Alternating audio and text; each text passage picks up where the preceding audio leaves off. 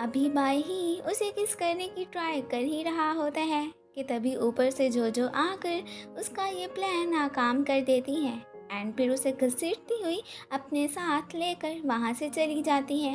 Next day हमें जोजो का एक्स बॉयफ्रेंड टैंक दिखाया जाता है जो कि एक डॉक्टर होता है। वो अपनी पेशेंट्स लिस्ट में जोजो का नाम देखकर काफ़ी सरप्राइज होता है।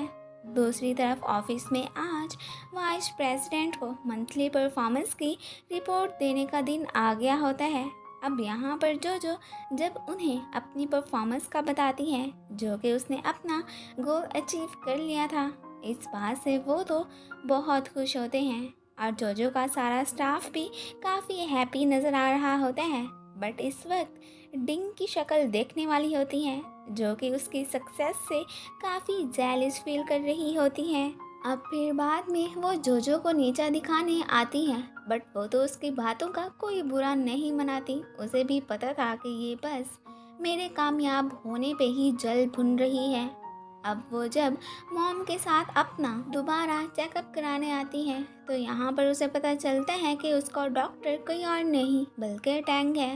वो इस बात से काफ़ी सरप्राइज होती है और टैंग से जोजो का ट्रीटमेंट करवाने का मॉम का ही आइडिया था। उन्होंने ही उसकी डायरी में से टैंग को देखकर उसके सारे बायोडाटा का पता करवा लिया था। उसके पास जोजो को लेकर जाने वाला प्लान उन्हीं का ही था। उन्हें इतना तो पता था कि ये जोजो का एक्स बॉयफ्रेंड है बट साथ में उन्होंने डायरी में ये भी पढ़ लिया था कि वो आज तक उसे भूल नहीं पाई थी। फिर जोजो बाई ही के साथ आउटिंग पे जाती है एंड यहाँ पर वो बाई ही को भी बताती है कि मेरी आज टैंग से मुलाकात हुई थी। अब यहाँ पर हमें पता चलता है कि इतने अरसे से ब्रेकअप के बाद भी उसने टैंग के दोबारा अपनी ज़िंदगी में आने का बहुत वेट किया था। अब उसे ये पता करना था कि कहीं वो मैरिड तो नहीं है और क्या उसके दिल में मैं आज भी हूँ या नहीं। वो फिर अब खुद को उसके लिए संवारने का ही डिसाइड करती है। रात को वो घर अपनी शॉपिंग करके ही आती है। उसने तो आज तक टैंग का दिया हुआ फ़ोन भी संभाल कर रखा था जो स्पेशल उसने अपने जैसा फ़ोन उसे लेकर दिया था। नेक्स्ट डे वो बड़ी तैयार होकर ऑफिस जाने लगती है और लिफ्ट में उसकी मुलाकात ये से भी हो जाती है। वो भी उसे इस ड्रेसिंग में देखकर काफ़ी सरप्राइज होता है कि ये इतनी तैयार श्यार होकर कहाँ जा रही है। अब वो लाख चाहे उससे दूर रहने की ट्राई करता बट रियलिटी ये कि वो उसके दिल में जगह बना चुकी थी। वो उसके ऑफिस से जाने से काफ़ी सैड भी होता है और ये बात कोई और नोट करता या ना करता बट माँ ने बहुत अच्छे से कर ली थी। जोजो तो ऑफिस में बस टैंक के ख्यालों में ही खोई रहती है और ये बात पूरा स्टाफ भी नोट कर लेता है कि आज जोजो को क्या हो गया है, वो इतनी स्ट्रेंज हरकतें क्यों कर रही है। खैर यहाँ पर तो वो लोग फिर अपनी सेल्स करने की परफॉर्मेंस भी देते हैं और हमेशा की तरह डिंग आकर उन्हें डिस्टर्ब करने से बाज नहीं आती। यहाँ पर वो एक दफ़ा फिर से जोजो के स्टाफ को उसके खिलाफ करने की कोशिश करने लगती है। अब ये बात जब बाई ही जोजो को बताता है तो वो इस बात से टेंस नहीं होती क्योंकि उसे अपने स्टाफ पे पूरा यकीन होता है कि वो कभी भी मुझे छोड़कर डिंग के पास नहीं जाएगा। अब बाद में डिंग ये से इस बात पे आर्ग्यू करती है कि तुमने जोजो के प्रोजेक्ट पे साइन क्यों किया था, इतनी अहमियत तुम पहले कभी गर्ल्स को नहीं देते थे, अब उस पे इतना मेहरबान क्यों हो। बट ये तो उसकी बातों का कोई जवाब नहीं देता और ना ही उसके आर्ग्यू करने से उस पर कोई फ़र्क पड़ता है। रात को जो एक वेडिंग ड्रेस देखकर फिर से टंग के सपनों में खो जाती है क्योंकि उसका ड्रीम टैंग से शादी करने का ही होता है।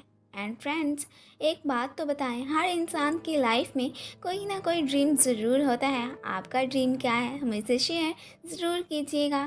खैर फिलहाल हमारी जोजो का ड्रीम ख़राब करने ये वहाँ पर पहुँच आया होता है और वो उसे अपनी टाई सेलेक्ट करने के लिए कहता है और साथ में उसे अपनी ग्रैंड माँ के बारे में भी बताता है कि वो कितनी स्ट्रिक्ट हैं। अब ढके छुपे वर्ड्स में वो जोजो को अपनी ग्रैंड माँ की आइडियल गर्ल के बारे में बताना चाहता था बट वो तो उसकी बातों पर कोई ख़ास तवज्जो नहीं देती और एक टाई को देखकर फिर से टंग की यादों में खो जाती है। हाय जोजो और इसकी इमेजिनेशन। और फिर जी जब इसे ख्यालात से बाहर निकालता है तो तब वो थोड़ा सा एम्बेरस भी फील करती है।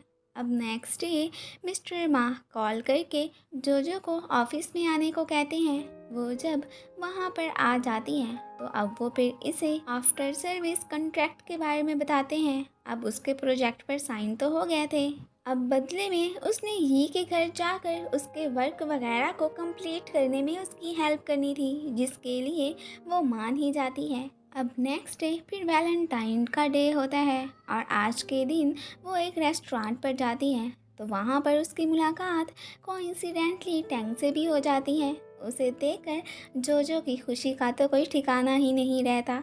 वो आज भी बहुत ही केयरिंग और नाइस था। यहाँ पर वो उससे पूछना चाहती थी कि वो मैरिड है या नहीं, बट नहीं पूछ पाती। लेकिन टैंग उससे शादी का पूछता है तो जब उसे पता चलता है कि ये सिंगल ही है तो वो इस बात से मन ही मन में बहुत खुश होता है। अब हमें ये तो नहीं पता कि इनका आखिर ब्रेकअप क्यों हुआ था, बट ये दोनों आज तक एक दूसरे को नहीं भुला पाए थे। ये दोनों एक दूसरे से उतना ही लव करते थे जितना कि पहले। अब फिर ऑफिस में कोई गलती से बुके डिंग की प्लेस पर रखने की बजाय जोजो की सीट पर रख जाता है तो वो इसे उठाकर डिंग को वापस करने जाती है। एंड यहाँ पर उसे ये भी पता चलता है कि डिंग भी रिलेशन में है। खैर फिर उसे मॉम की कॉल आती है तो वो फिर जल्दी से वहाँ से चली जाती है। घर पर मॉम ने उसके लिए और अपने लिए एक रोमांटिक इन्वायरमेंट में डिनर बनाया होता है। यहाँ पर वो जोजो को थैंक्स कहती हैं कि उसने आखिर शिंकी और उसकी लाइफ में बहुत हेल्प की थी और आज तक उनके खर्चे भी बर्दाश्त कर रही थी। एंड यहाँ पर वो तो उसके डैड को याद करके फिर इमोशनल भी हो जाती हैं। देखा, ऐसी स्टेप मदर होनी चाहिए, ईवल टाइप की तो बिल्कुल भी नहीं होनी चाहिए। फिर अब वो जोजो को एक ब्रेसलेट पहनाती हैं कि ये बहुत लकी है, अगर ये जिस मैन पे गिरेगा वही तुम्हारा फेवरेट बॉय होगा और इस तरह तुम्हें तुम्हारा फेवरेट बॉय ढूंढने में कोई दिक्कत नहीं होगी।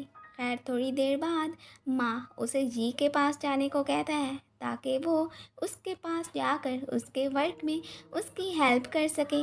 सो वो फिर उसके अपार्टमेंट के बाहर पहुंची होती है। वो इसे अंदर आने तो नहीं देना चाहता था, बट वो ज़बरदस्ती घुस ही जाती है और वो फिर स्पेशल उसके लिए खाना भी बनाने लगती है। वो तो आराम से अपने रूम में जाकर बैठ जाता है और इसे वही करने देता है जो इसका मन करता है। तभी फिर जोजो को खाना बनाते हुए चोट लग जाती है और फिर उसकी चीख ये भी सुन लेता है और इसी के साथ ही ये पार्ट ख़त्म हो जाता है। Thanks for watching and guys, अगर आप लोगों को मेरी वीडियो अच्छी लगती है तो प्लीज़ इसे लाइक शेयर एंड कमेंट भी कर दिया करें। Thank you.